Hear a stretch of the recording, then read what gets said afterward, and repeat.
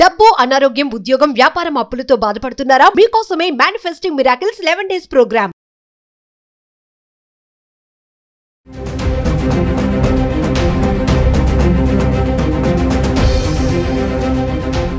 నమస్తే, welcome back to Suman TV. ప్రస్తుతం మనతో పాటు ఉన్నారు consumers affairs committee chairman Mandadi Krishna Reddy గారు. నమస్తే సార్. నమస్తే అమ్మా.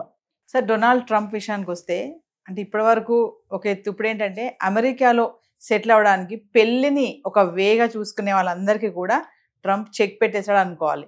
ఇల్లీగల్ ఇమిగ్రెంట్సే కానీ, పార్ట్ టైం జాబ్స్ చేయొద్దు అన్నాడు, బర్త్ రేట్ సిటిజన్షిప్ కానీ చాలా తీసుకొచ్చాడు ఎగ్జిక్యూటివ్ ఆర్డర్స్. ఇప్పుడు మళ్ళీ స్టూడెంట్స్ కూడా అటాక్ చేశారు.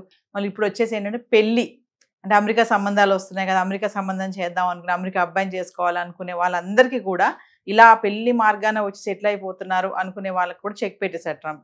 ఒకసారి దాని గురించి మాట్లాడుకుంటే సార్. అమెరికా అబ్బాయిలే కాదు, అమెరికా అమ్మాయిలు కూడా చేసుకోవాలనుకునే వాళ్ళు. ఎందుకంటే ఏ రకమైన పద్ధతిలో అమ్మాయిని చేసుకున్నా అబ్బాయిని చేసుకున్నా అక్కడ డిపెండెంట్ వీసా కింద పోవచ్చు అనే టాస్క్లో ఉండేవాళ్ళు చాలా మంది ఉంటారు. గతంలో ఏంటంటే ట్రంప్ లేకముందు, ట్రంప్ రాకముందు, లేదా ట్రంప్ మొదటిసారి వచ్చినప్పుడు కూడా ఇంత స్ట్రిక్ట్ ఎప్పుడు చేయలేదు. రెండోసారి వచ్చినప్పటి నుంచి చాలా డ్రాస్టిక్గా వెళ్ళిపోతున్నాడు, విపరీతంగా చేస్తున్నాడు. పిచ్చి ముదిరిందేమో అనిపించేట్లు పరిస్థితుల్లో కూడా జరుగుతూ ఉన్నాయి. ఏ రాత్రి ఏ ఆలోచన వస్తుందో, పొద్దునికల్లా ఏది ఇంప్లిమెంట్ చేస్తాడో తెలియని పరిస్థితుల్లో అమెరికన్ ప్రజలు వణికిపోయేటువంటి స్టేజ్ వచ్చింది. దాంట్లో ముఖ్యంగా వలస వెళ్ళిన వాళ్ళు, మనలాంటి మన దేశం నుంచి వెళ్ళినట్టు వాళ్ళు లాంటి వాళ్ళకి చాలా ఇబ్బందులు ఎదురైనాయి. వీలైనంత వరకు వలసదారులను తగ్గించాలనే కోరికలో ఉన్నాడు. కాబట్టి ఏ కారణాలు దొరుకుతాయా, ఎలా నొక్కేద్దామని చూస్తున్నాడు. దానికి కానీ ఈ మధ్య కాలంలో ఏం చేశారంటే, జనరల్గా అమెరికాలో ఉండే అబ్బాయిని కానీ అమ్మాయిని కానీ మ్యారేజ్ చేసుకున్నప్పుడు డిపెండెంట్ వీసా అంటున్నాము. అంటే మ్యారేజ్ చేసుకున్నప్పుడు ఏమవుతుందంటే భార్యాభర్తలు అవుతారు. భార్యాభర్తలు అయినప్పుడు భార్య మీద భర్త, భర్త మీద భార్య డిపెండ్ అయ్యే పరిస్థితి ఏర్పడుతుంది. కాబట్టి ఒక్కరు దూరంగా ఉండడం అనేది కరెక్ట్ కాదు. ఏ దేశమైనా దీన్ని ఒప్పుకుంటుంది. అమెరికా కూడా దీన్ని యాక్సెప్ట్ చేసింది. గతంలో విపరీతంగా జరిగాయి. కొంతమంది అయితే అమెరికాలో స్థిరపడడానికి పెళ్లిని ఒక ఆయుధంగా తీసుకున్నారు. అంటే ఇక్కడ మ్యారేజ్ చేసుకున్నట్టుగా సర్టిఫికేట్ తీసుకుని పోవడం, అమెరికాలో వెళ్ళినాక విడాకులు ఇచ్చేసుకోవడం, వాళ్ళు అక్కడ సెటిల్ అయిపోవడం, మళ్ళీ వెనక్కి రావాల్సిన అవసరం లేకుండా సెటిల్ అయిపోయేటువంటి కానీ దీన్ని ఒక మార్గంగా తీసుకున్నారు. అలాంటి పెళ్లిళ్ళు కొన్ని వేల పెళ్లిళ్ళు జరిగినాయి అట్లా. ఇప్పుడు దాన్ని మొత్తం టోటల్గా బ్రేకప్ చేయడానికి వీళ్ళు ఏం ప్లాన్ చేశారంటే, డిపెండెంట్ వీసా మ్యారేజ్ జరిగిపోయింది, ఓకే, డిపెండెంట్ వీసాకి అప్లై చేశారు. అప్లై చేయంగానే ఇక్కడ ఎప్పుడైతే ఇంటర్వ్యూ ఉంటుందో క్యాండిడేట్కి, సేమ్ టైం అక్కడ అబ్బాయి ఉన్నా అమ్మాయి ఉన్నా అక్కడ కూడా ఇంటర్వ్యూ ఇదే టైం. అంటే రెండు వైపులో ఏం జరుగుతుందో వీళ్ళకి వినిపించేట్టుగా తెలుస్తుంది. అంటే వాళ్ళకి తెలుస్తుంది, ఎవరైతే ఇంటర్వ్యూ తీసుకుంటారో వాళ్ళు ఏం సమాధానం చెప్తున్నారో వీళ్ళకి సేమ్ క్వశ్చన్ ఇద్దరిని అడుగుతారు, ఏం ఆన్సర్ చెప్తారో చేస్తారు. ఆన్సర్లో తేడా వస్తే ఇది కరెక్ట్ కాదు, ఇది ఏదో డూప్లికేట్ మ్యారేజ్, ఇది ఒరిజినల్ మ్యారేజ్ కాదని చెప్పి కొట్టేసేసి ఇమీడియట్ డిపెండెంట్ వీసా లేదని చెప్పి క్యాన్సిల్ చేస్తున్నారు. ఒక్కోసారి వాడేది కూడా క్యాన్సిల్ చేసే పరిస్థితులు కూడా కొన్ని తీసుకొస్తున్నారు కొన్ని సందర్భాలు. ఇది ఇప్పుడు భయంకరమైన పరిస్థితి అన్నట్టు. కాబట్టి జాగ్రత్తగా ఉండాలి. మొట్టమొదటి జరుగుతుంది ఇక్కడ ఏంటంటే, మ్యారేజ్ కన్నా ముందో లేకపోతే మ్యారేజ్ తర్వాతనో వెళ్ళి మనం రిజిస్టర్ మ్యారేజ్ చేసుకుంటున్నాం. ఎందుకంటే రిజిస్టర్ మ్యారేజ్ సర్టిఫికేట్ మస్ట్. మామూలుగా నేను మ్యారేజ్ చేసుకున్నాను ఫోటోలు చూపించే సిస్టమ్ అంతా కూడా గతంలో ఉండేది.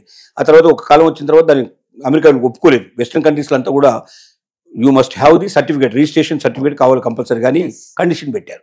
ఇప్పుడు రిజిస్టర్డ్ మ్యారేజ్ సర్టిఫికేట్ కావాలి. రిజిస్టర్డ్ మ్యారేజ్ సర్టిఫికేట్ కావాలంటే మ్యారేజ్ కన్నా ముందన్నా వీళ్ళు చేసుకోవాలి, మ్యారేజ్ తర్వాతనే చేసుకోవాలి. అదే రోజు అంటే చాలా కష్టం. మన సిస్టంలో ఎలా ఉంటాయంటే, పెళ్లి కాగానే వెంటనే 2 రోజులు 3 రోజులు బయటకు పోకూడదని ఇట్లాంటి కొన్ని కండిషన్స్ ఉంటాయి. మరి కొత్త పెళ్లి కొడుకు పెద్ద కొడుకు 1 గంటలోనే బయటకు పోయి రిజిస్ట్రేషన్ మ్యారేజ్ చేసుకోవడం కష్టం. తర్వాత మన మ్యారేజ్ తంతు చాలా గంటలు గడిచే అవకాశం ఉంది. కొన్ని బ్రాహ్మణ్స్ మ్యారేజెస్ అయితే 4-5 గంటలు కనీసం జరుగుతూ ఉంటాయి. అంటే ఒక్కొక్క దాంట్లో ఒక రకమైన పద్ధతులు, ఒక సిస్టమ్స్, కస్టమ్స్ ఉంటాయి మనకు. దాని ప్రకారం మ్యారేజ్ అనేది ఒక డే మొత్తం కంప్లీట్ ప్రాసెస్ నడుస్తుంది మనకు. ఈ ప్రాసెస్ అంత లోపల ఆ రోజు వెళ్ళి వాళ్ళు చేసుకోవడం కష్టం. కాబట్టి 2 days 3 days 4 days పైన ఒక 1 week తర్వాతనో, కొంతమంది 1 month తర్వాతనో మ్యారేజ్ సర్టిఫికేట్ తీసుకొస్తారు. అంటే అక్కడ కూడా అప్లై చేసుకోవాలి. దాని డేట్ రాగానే వీళ్ళని సాక్షులు తీసుకెళ్ళాలి, సంతకాలు పెట్టాలి, గుండు దండలు మార్చుకుంటారు, సర్టిఫికేట్ తీసుకొని వచ్చేస్తారు. ఆ సర్టిఫికేట్ డేట్కిను ఒరిజినల్ మ్యారేజ్ డేట్కి మధ్యలో తేడా ఉంటుంది. So what is your marriage date అని అడిగాడు అనుకోండి, టక్కున జ్ఞాపకం వచ్చేది ఏంటంటే మనం మామూలుగా వేసుకునే మ్యారేజ్ జ్ఞాపకం వస్తుంది. ఎందుకంటే పత్రికలకు పట్టించడం, 1 నెల రోజుల పాటు ప్రాసెస్ అంతా ఈ మంది మార్పుల వ్యవహారం అంతా ఉంటుంది కదా. సో జనరల్గా జ్ఞాపకం ఉండేది సర్టిఫికేట్ డేట్ మనకు. ఎందుకంటే సర్టిఫికేట్ దేనికోసం అంటే అమెరికా పోవడానికి సర్టిఫికేట్ కోసం మనం తెచ్చుకున్నాం. కానీ సహజంగా చెప్పేది అంటే మ్యారేజ్ డేట్ చెప్పేస్తారు. చెప్పంగానే ఏమవుతుందంటే క్యాన్సిల్ చేసే అవకాశాలు ఉన్నాయి. అంటే డిఫరెన్స్ ఉండకూడదు. మనకు ప్రొడ్యూస్ చేసినటువంటి డాక్యుమెంట్స్లో ఉండేటువంటి డేట్స్ కానీ, వ్యవహారం కానీ, మనీ కానీ ఏదైనా సరే వాళ్ళు అడిగిన ఫిగర్కి మధ్యలో డిఫరెన్స్ రాకూడదు. అలాగే హస్బెండ్ ఒకటి వైఫ్ ఒకటి చెప్పినా కూడా క్యాన్సిల్ చేసే అవకాశాలు ఉన్నాయి. అంటే ఒక ప్రమాదంలో పడే పరిస్థితి గతంలో ఉన్నంత సులభంగా ఇప్పుడు లేదు. దీనికి కూడా మనం చాలా ముందు ప్రాక్టీస్ చేయాలి. అంటే ఇద్దరు ప్రాక్టీస్ చేసుకోవాలి. ఏం అడుగుతారు, మనం డాక్యుమెంట్స్ ఏం పెడుతున్నాం, ఆ డాక్యుమెంట్లో ఫిగర్స్ ఏంటని 1కి 100 సార్లు అనుకోవాలి. మ్యారేజ్ డేట్ ఇది కాదు, రిజిస్ట్రేషన్ సర్టిఫికేట్ డేటే మ్యారేజ్ డేటు, కాబట్టి సర్టిఫికేట్ డేటే జ్ఞాపకం పెట్టుకోవాలి. ఆ రోజున ఎట్లా జరిగింది మ్యారేజ్ అనగానే వాళ్ళు ఇద్దరు వచ్చారు, సాక్షులకు వచ్చారు, మేము ఇక్కడ రిజిస్ట్రేషన్ చేస్తాం, సర్టిఫికేట్ చెప్పాలి. అంతేగాని పెళ్లికి 100 మంది వచ్చారు, బాగా జరిగింది, మంచి భోజనాలు పెట్టాము అని ఇవన్నీ చెప్పాలి. ఎందుకంటే ఆ మ్యారేజ్ మనకు జ్ఞాపకం వస్తుంటుంది. ఇంకా ఆ ఊహల్లోనే ఉంటాం, మనం ఆలోచనలో ఉంటాం. అది మెమరబుల్, మనకు జీవితంలో ఒక మధురైనట్టు ఒక మనకు ఆనందకరమైన విషయం కాబట్టి సంఘటన జ్ఞాపకం ఉంటుంది మనకు. సో ఇలాంటివి ఇండియన్స్ చాలా తప్పులు చేస్తున్నారు. ఈ తప్పుల వల్ల ఇప్పుడు బాగా దొరికిపోతున్నారు. ఒక్క 4,000 వీసాలు సుమారుగా ఈ మధ్య కాలంలోనే డిపెండెంట్ వీసాలు క్యాన్సిల్ అయినట్టుగా తెలుస్తున్నారు. 4,000 అంటే మీరు ఎంత గణనీయమైందో మీరు తెలుసుకోవచ్చు. ఒక సంవత్సరం మొత్తం తీసుకుంటే ఇంకెన్ని అవుతాయో కూడా మనకు తెలియని పరిస్థితి. అంటే ఒకప్పుడు ఏంటంటే మ్యారేజ్ అయ్యిందంటే సహజంగా ప్రాబ్లమ్ ఉండేది కాదు. మ్యారేజ్ సర్టిఫికేట్ ప్రొడ్యూస్ చేసేస్తే ఏదో పేరుకు ఒక 2-3 ప్రశ్నలు అడిగేవాళ్ళు, పంపించేసేవాళ్ళు. అంటే ఇట్స్ డెఫినెట్గా మ్యారేజ్ అయితే 100% వస్తుంది సర్టిఫికేట్ అని నిర్ణయం. అందుకే ఏంటి, కొంతమంది 3 రోజుల్లో మ్యారేజ్ చేసుకుని వెళ్ళిపోయిన వాళ్ళు ఉన్నారు. 3 డేస్లో మ్యారేజ్ చేసేసుకొని సర్టిఫికేట్ తీసుకొని తర్వాత తను వెళ్ళిపోతాడు, తర్వాత వైఫ్ వచ్చేటట్టుగా ఏర్పాటు చేసుకున్నారు. లేదా అదే రోజున వారం రోజులు, 10 రోజులు, 15 రోజులు దొరికిన వాళ్ళైతే అదే రోజున ఇద్దరు కలిసి వెళ్ళిపోయిన సంఘటనలు కూడా మనకు ఉన్నాయి. విశాఖ అప్లై చేసుకుని వెళ్ళిపోయిన సంఘటనలు ఉన్నాయి. కానీ ఈ రోజున ఆ పరిస్థితి లేదు. ఈ సిచ్యువేషన్ ఒకటి. ఇంకో రెండోది ఏంటంటే, డిపెండెంట్ వీసా వాళ్ళు ఎవరు కూడా వారు జాబ్ చేయడానికి వీల్లేదు. That is the condition. Dependent అంటే నా మీద ఆధారపడి ఇంట్లో ఉండి తను నా కోసం ఎదురు చూస్తూ ఒకరికొకరు ప్రేమగా జీవితం గడపడానికి భారీగా నా జీవితంలో ప్రవేశించింది కాబట్టి తను అక్కడ ఉండి నేను ఇక్కడ ఉంటాను న్యాయం కాదు కాబట్టి ఆమెను నేను తెచ్చుకున్నాను, నా ఇంట్లో పెట్టుకున్నానని చెప్పుకోవడానికి బాగుంటుంది. కానీ డిపెండెంట్ వీసా వాళ్ళు ఇప్పుడు ఉద్యోగాలు చేయకూడదని కండిషన్ పెట్టారు. గతంలో ఇంత రిస్ట్రిక్షన్ లేదు. చదువుకోవాలంటే కూడా మళ్ళీ దానికి సపరేట్గా దానికి ఒక సిస్టమ్ అంతా కూడా ఉంది. దానికి అప్లై చేసుకోవాలి, వాళ్ళు యాక్సెప్ట్ చేస్తారు చేయడం. తెలియకుండా, ప్రభుత్వానికి తెలియకుండా ఉద్యోగం చేసినా, లేకపోతే చదువుకున్నా, లేదా ఏదైనా ఇంట్లో చేసే వ్యాపారాలంటూ మొదలుపెట్టినా డిపెండెంట్ వీసా వెంటనే క్యాన్సిల్ అయిపోతుంది. వెంటనే ఫ్లైట్ ఎక్కిచ్చేసి పంపించేస్తారు. ఇలాంటి డేంజర్ ఉంది. కాబట్టి దీన్ని దృష్టిలో పెట్టుకుని ఇకపైన భవిష్యత్తు లోపల మ్యారేజ్ అయితే నేను అమెరికా వెళ్ళిపోయినట్టు అనుకునే వాళ్ళది లేదు. కాబట్టి పెళ్లికి కూడా చాలా జాగ్రత్త పడాల్సి వస్తుంది. సపోజ్ వాడు తప్పు చెప్పారనుకోండి, మళ్ళీ నెక్స్ట్ వీసాకి 6 నెలలు, సంవత్సరం టైం తీసుకుంటుంది. అప్పటిదాకా మళ్ళీ అప్లై చేసుకునే అవకాశం లేదు. అంటే సంవత్సరం కాదు దూరంగా ఉండాల్సిన పరిస్థితి ఏర్పడుతుంది. పెళ్ళై కొత్త దంపతులు దూరంగా ఉండటం అనేది అభిలషణీయం కాదు. ఎందుకంటే ఆ కొత్త రోజులు, ఆ కొత్త మోజుల్లో ఉండేటువంటి ఆనందం, సంతోషం తర్వాత ఉండదు. వాస్తవం చెప్పాలంటే అవే ఎప్పటికీ జ్ఞాపకం ఉండేవి. ఎప్పటికీ అసలు నిజంగా వివాహ బంధాన్ని నడిపించే రోజులు కూడా ఆ బిగినింగ్ డేసే. ఆ బిగినింగ్ డేస్లో ఒకరికొకరు తెలియని వాళ్ళు వీరు ఒక ప్రపంచం నుంచి వాళ్ళు ఒక ప్రపంచం నుంచి వస్తారు. 2 ప్రపంచాలు కలుసుకొని ఒక ప్రపంచంగా మారిపోయి ఆ ఉండే దశ చాలా అనుభూతులతో కూడుకున్న దశ అది. కాబట్టి కొత్త రోజులు, కొత్త మోజులు అనేవి తర్వాత రావు. అవి జీవితంలో కురబడితే జీవితం అంతా ఒక రకంగా చప్పగా ఉండే అవకాశం ఉంటుంది.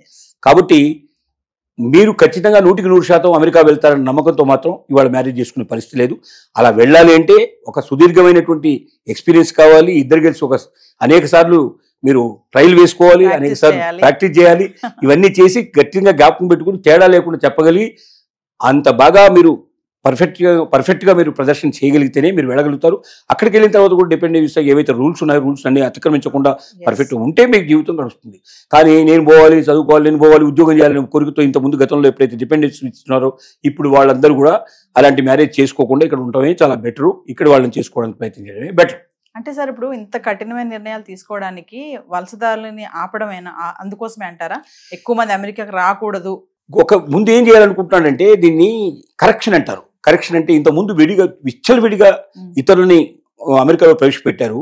వలసవాదులు విపరీతంగా వచ్చారు. వలసవాదుల ప్రభావం అక్కడ ఉన్నటువంటి లోకల్ వాళ్ళ మీద కూడా పడింది. అసలు వీళ్ళు లేకపోతే అమెరికన్స్ బతకలేని పరిస్థితి వాళ్ళు ఏర్పడిన సిచ్యువేషన్. ప్రతి ఉద్యోగంలో, ప్రతి వ్యాపారంలో ఎక్కడ చూసినా సరే బయట నుంచి వచ్చినట్టు వాళ్ళే ఎక్కువగా ఉన్నారు. ఇప్పుడు అక్కడ లోకల్గా ఉన్న అమెరికన్స్ వాళ్ళు మేమే సెకండ్ సిటిజన్ అని ఫీలింగ్ అయ్యేటువంటి ఫీలింగ్స్ వచ్చాయి. మేమే ద్వితీయ పౌరులమేమో, మేమే అసలు ఈ బయట నుంచి వచ్చిన వాళ్ళే నిజం ఒరిజినల్ వాళ్ళేమో అనే పరిస్థితికి వచ్చింది అక్కడ. మన వాళ్ళైతే, తెలుగు వాళ్ళైతే అసోసియేషన్స్ ఒక్కొక్క ఊరికి 10 అసోసియేషన్స్ పెట్టేశారు. ఆట అని, తానా అని, ఈయనని, అదని రకరకాల పేర్లతో పెట్టేశారు. ఎందుకంటే మన వాళ్ళు ఒకరు వెళ్తే ఒక ఇంట్లో మూడు అసోసియేషన్స్ వచ్చే పరిస్థితి ఏర్పడింది. సో వీళ్ళంతా దేవాలయాలు కట్టేయడం, ఇక్కడ నుంచి వెళ్ళిన వాళ్ళు. అంటే ఏమైంది, వేరే దేశాల సంస్కృతి అమెరికాలో ఎక్కువగా ప్రజ్వలించే పరిస్థితి ఏర్పడింది. ఎక్కువగా వాళ్ళు అక్కడి పెళ్లిలు, ఆచారాలు, వ్యవహారాలు అన్ని అక్కడ ప్రదర్శించడం మొదలుపెట్టారు. సో అమెరికన్స్ అస్తిత్వం కోల్పోయే పరిస్థితి ఏర్పడింది. Americans America this is our country అని చెప్పుకునే పరిస్థితి తగ్గిపోయింది. కాబట్టి ఏమైందంటే తమ అస్తిత్వాన్ని కాపాడాలంటే ముందు బయట వాళ్ళందరినీ వీలైనంత వరకు తగ్గించేయాలి, బాగా స్ట్రిక్ట్ రూల్స్ పెట్టాలి. సరైన పర్సన్స్ అంటే మా మీద ఆధారపడి అమెరికాకు వచ్చి అమెరికా మీద బతకాలని కొరకు కాకుండా అమెరికాను బతికించాలి, అమెరికాకు పేరు తీసుకురావాలి, అమెరికాకు సంపద తీసుకురావాలి, అమెరికాను ప్రజ్వలింపజేయాలి, అమెరికాను నెంబర్ 1 కంట్రీగా ఉండేటట్టు చేయాలనే భావన కలిగిన వ్యక్తులు కావాలి అనేది ట్రంప్ యొక్క ఆలోచన. అందుకోసం చెత్తా చెదారిని మొత్తం క్లీన్ చేసి పారేసే ప్రయత్నం చేస్తున్నాడు. మన వాళ్ళంతా ఏంటంటే అక్కడ పోయి ఏదో ఉద్యోగం చేసుకుని బతకాలి, ఏదో రకంగా ఎక్కడికన్నా అక్కడ మెరుగ్గా ఉంటుంది, అక్కడ పెట్రోల్ బంకులో పనిచేసినా అమెరికా పోయి వచ్చాడంటే వాడికి పెద్ద ఒక అమ్మాయిని కనీసం 10 లక్షలు 10 కోట్లు 5 కోట్లు ఇచ్చి చేస్తారనేట్టు కోరికతోటి వెళ్తున్న వాడే తప్ప నిజమైన సత్తా ఉండేవాళ్ళు వెళ్ళేవాళ్ళు తక్కువ మంది పర్సెంట్. ఆ సత్తా ఉండే వాళ్ళని ఉంచుతాను, మిగతా వాళ్ళని పంపుతాను అంటున్నాడు ఇప్పుడు ట్రంప్ చేసే పని అది. Thank you.